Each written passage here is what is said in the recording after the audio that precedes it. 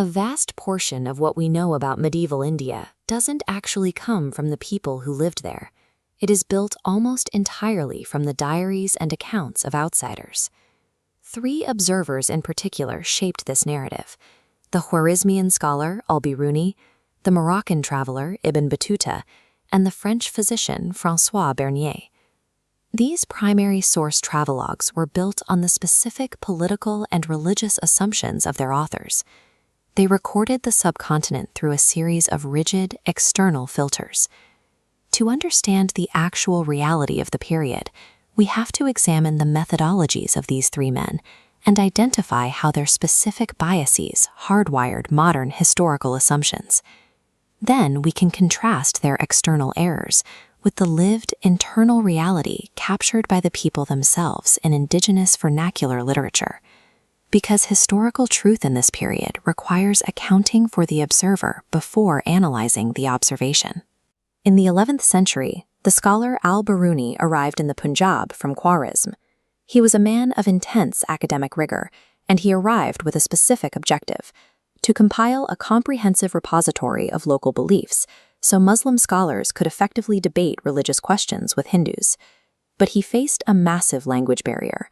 To overcome it, he relied almost exclusively on elite, normative Brahminical texts, like the Manu Smriti, to map out the structure of the local population. Consequently, he accurately recorded the strict theoretical rules of the Varna, or caste system, exactly as the highest religious scriptures laid them out. But his reliance on texts blinded him to the functional reality on the ground. People that scriptures defined as outside the system were actually deeply integrated into local economic networks, providing crucial labor for agriculture and trade. By observing a society entirely through its most rigid religious texts, Al-Biruni drafted a theological blueprint, not a reflection of everyday economic reality. 3 centuries later, a globe-trotting Moroccan qazi named Ibn Battuta arrived, writing for a very different audience, his royal court back home. This map shows the immense scale of Ibn Battuta's travels, tracing his arduous overland route from Multan down to Delhi. Covering distances like this gave him first-hand credibility as an observer of state mechanics. He accurately documented the subcontinent's integration into inter-Asian trade networks, and he detailed the highly efficient Uluk and Dawa postal systems that moved information across the empire in a matter of days. But Ibn Battuta had an experiential bias. His primary mandate was to entertain a foreign court, which forced him to optimize his observations for novelty and shock value. We see this exotic filter clearly when he describes completely ordinary agricultural staples to readers who had never encountered them. He described the common coconut to his audience as a fruit resembling a man's head, complete with 2 eyes, a mouth, a brain on the inside, and a fiber resembling hair on the outside. His experiential lens successfully mapped the mechanical infrastructure of the region, but it warped ordinary cultural realities into carnival attractions for readers thousands of miles away. By the 17th century, the French physician François Bernier brought a binary worldview to his travels, a contemporary Europe contrasting against a degenerate East. Bernier was writing dispatches back to King Louis XIV with a distinct political agenda. He wanted to warn the French monarch against the dangers of abolishing private property. To make his case, he introduced a catastrophic observational error regarding the Mughal revenue system. In reality, the Mughal state demanded a very high tax on the agricultural crop itself. Bernier misunderstood this mechanism and claimed that the emperor held absolute crown ownership of all the land. From that single error, Bernier described a bimodal society.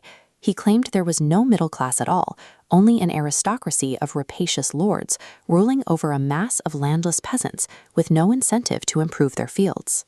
This specific historical error traveled back to Europe, where the French philosopher Montesquieu used it to codify the concept of Oriental despotism. A century later, Karl Marx adopted that same data set to formulate his theory of the Asiatic mode of production, characterizing Asia as a stagnant, unchanging system. An honest mistranslation of a tax code, twisted to serve a domestic French political agenda, permanently contaminated Western political theory regarding Asian economies. These travelers recorded tax structures, trade routes, and formal texts, but they were largely blind to the organic cultural synthesis occurring beneath the mechanics of the state. To find the counter-evidence to their blind spots, we have to look at the Awadi Sufi Premakyan tradition. In the 16th century, the Sufi poet Malik Muhammad Jaysi composed a masterpiece epic called the Padmawat. Jaysi made a specific linguistic choice.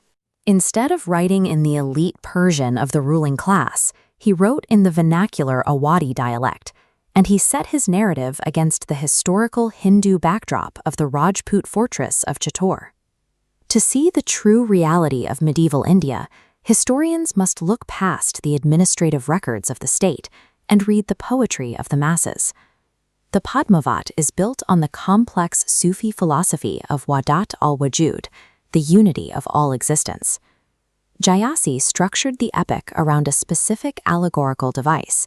He used human romantic love, ishq-e majazi, as a direct parallel for the spiritual pursuit of divine love, or ishq-e hakiki. In the narrative, the protagonist, King Ratan Sen, maps directly to the human soul. The object of his desire, Queen Padmini, represents God, or ultimate divine truth. The antagonist, Sultan Alauddin, embodies Maya, the illusions and worldly obstructions that block the path to enlightenment. And the fortress of Chittor itself represents the physical human body. This structure enabled Islamic mysticism to map onto indigenous cultural concepts. It used local imagery and vernacular language to express complex spiritual ideas, creating a syncretic literary form that was accessible to the broader population. True historical literacy requires us to triangulate the past.